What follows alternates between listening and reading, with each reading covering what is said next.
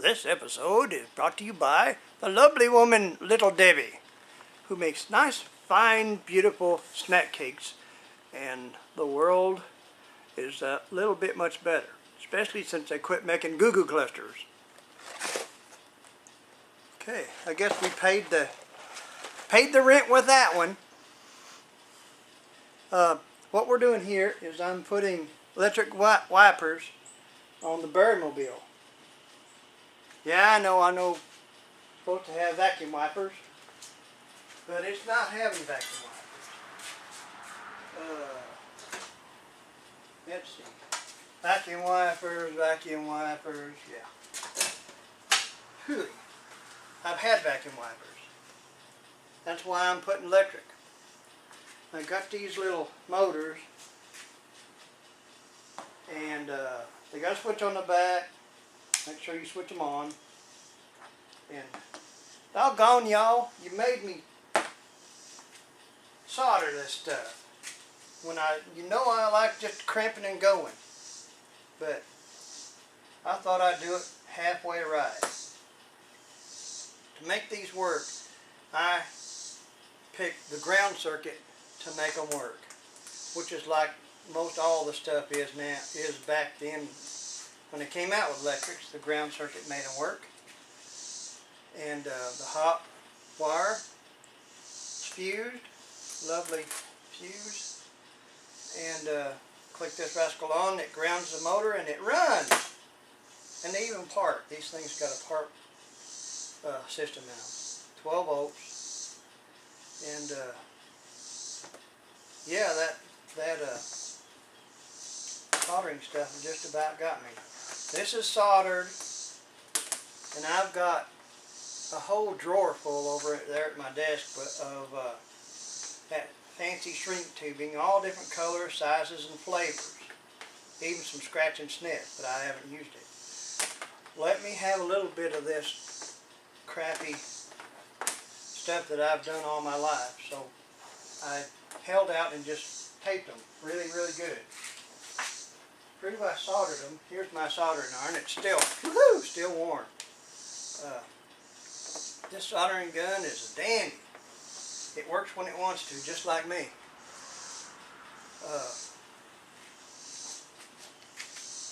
Bet you boys get a shot at this. Been through, I think 2 mechanics died, and I keep getting it, and it'll go to the next one after I go crossover.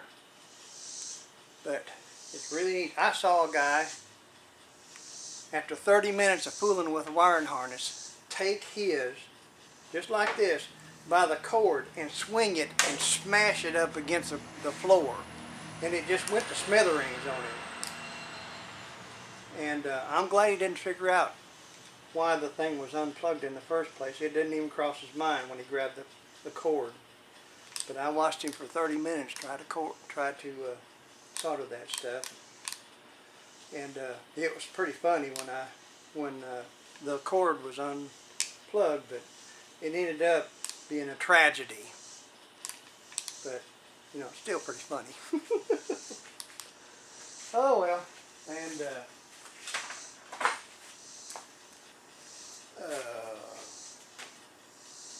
let me get you down off of this wagon. You're way up there, so I can show you this stuff.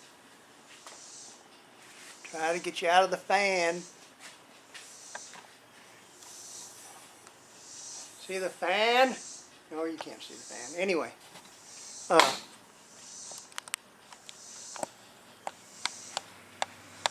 Mr. Scott Vest, me and him's building these little tiny cars. There's several others. One feller's building them little Triumph things, which little bitty race cars, just about. He's doing a dandy job, a lot better than I'm doing. So is so is Scott. And we've been trying to figure out which one of our cars is the smallest. And well, I can give you all the details on how big these things are. 100 and something I think they're 10 feet long and 5 feet wide.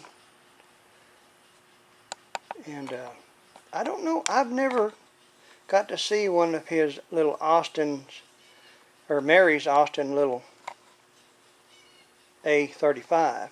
Never seen one over here, but I had my neighbor figure out, and he's found one, and he brought it over, and we went to comparing. And a lot of things we do alike. He's got a Mary, I got a Mary.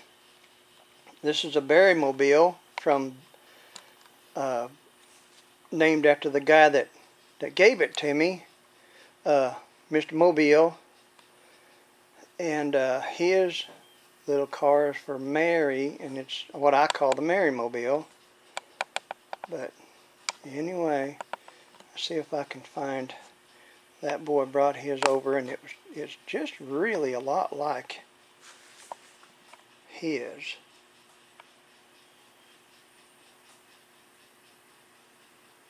We're going to have to go over to it. It's a long ways off. Let me get you out of this crotchety tripod them boys tricked me into.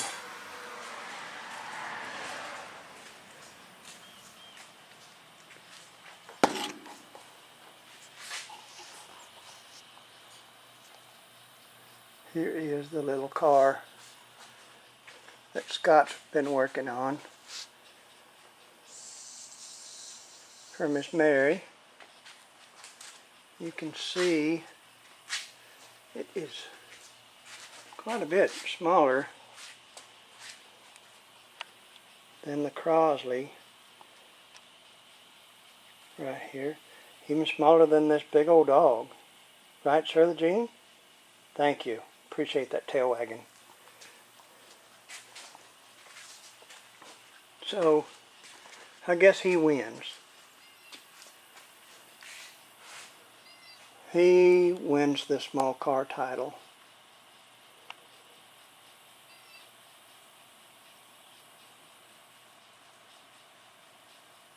So, you know, it's just one of them things. Things are different over there in the mother country.